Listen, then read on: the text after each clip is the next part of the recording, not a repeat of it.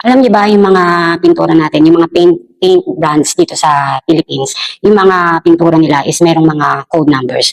So dahil lang sa practical reason para sa identification at consistency ng pintura. Para kapag bibili yung mga customers, sasabihin lang nila yung code, so madali na ma-identify kung anong klase at shade at eksakto yung mabibili nila na kulay ng pintura. At yung mga code numbers kasi nagre-represent siya sa klase ng shade ng pintura, sa formula or product type para kapag magmi-mix ng paint, eksakto yung shade ng kulay na ma-produce ng machine. So, di ba sa mga malls, mayroong mga painting machine. So, i-code lang nila. Lalagay lang nila doon yung mga code numbers ng mga pintura. So, eksakto na yung mix ng machine. So, ganun siya. At yung karaniwan na mga pintura na merong code is yung mga latex paint or latex paint, yan yung mga pintura para sa pader, sa mga concrete walls. At yung mga enamel paints na para sa bakal, sa kahoy. At yung mga roof paints na para sa bubong. So yun po yung common na merong code. At yung mga paint na brands na merong code numbers is yung Boysen at yung Davies. Like for example, si Boysen, yung mga permacoat paints nila, yung mga latex paint nila. Yung flat latex, ang code is 701, yung semi-gloss latex, ang code is 715, at yung gloss latex naman, ang code is 710. At yung Davis paints, meron din silang mga code, yung mga ready mix nila na elastomeric paints. So yan, gumagamit sila ng mga code numbers sa brand ng pintura nila. At kung plano mo namang magtayo ng hardware o magsisimula ka pa lang, so ako po ay 13 years na nag-manage po ng aming hardware, pero 2024, so nag-stop na ako mag-physical store.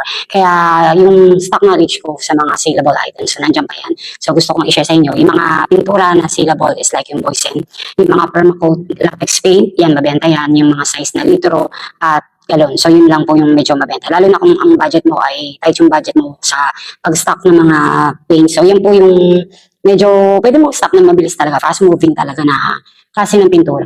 Second is yung mga QDE, yung mga kulay na, marami kasing kulay yung mga QDE ng Boysen, mga primary colors. Pero yung mga mabenta is yung color white, choco brown, at black. At yung size na pwede mong i-stock is yung galon at litro. So yun lang.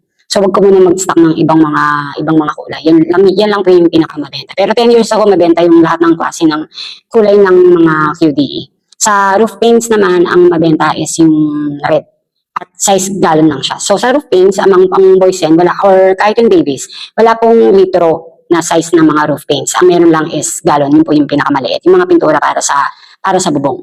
At sa Davis naman, yung mga ready mix nila na mga elastomeric paint, ang mga mabibenta na mga shade na kulay is yung mga light colors. Kasi yung mga dark colors, yan yung mga mas mahal kasi yung mga dark. Dahil daw sa mga material na ginagamit para hindi mag-fade yung pintura sa init ng araw, sa sunlight. Kaya medyo pricey yung mga dark colors ng mga ready mix na pintura ng Davis. So yung mga light color na pwede mong stock, like yung shade ng yellow, shade ng blue, at shade ng green. At yung mga neutral, yung gray and brown. So yan, mabili yan. So yun lang, sana nakatulong itong video na ito para sa mga gustong magpapintura ng bahay or gustong magtayo ng hardware business at nagsisimula pa lang para may idea kayo about sa mga klase ng pintura. Kung magpapagawa ka ng bahay, dapat alam mo to, or magpapapintura ka ng bahay. Alam niyo ba na ang mga pintura ay mayroong 3 basic na finishes. Unang-una yung flat latex or latex paint. Ito yung pang first coating or pang primer. So yung flat latex, ito po ay matte finish. So hindi siya makintab. Ang kagandahan sa kanya, medyo aesthetic yung mga matte finishes. At common siyang ina-apply sa ceiling sa mga part na mga hindi masyadong nadudumihan.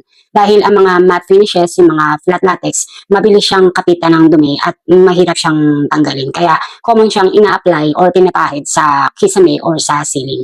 And second is yung semi-gloss latex. Ito yung pinaka-sealable at common na ginagamit pang second coating or pang top coat. Hindi siya masyadong makintab. So ito po yung pinaka-sealable na klase ng pintura. Hindi siya mabilis kapitan ng dumi dahil may pagka-glossy siya, which is semi lang yung gloss niya. Hindi siya ganun kakintab. And lastly, yung gloss latex, ito po yung talagang kung gusto mo yung super shiny, super glossy, talagang makintab. Ito po yung dapat mong bilhin, yung gloss latex.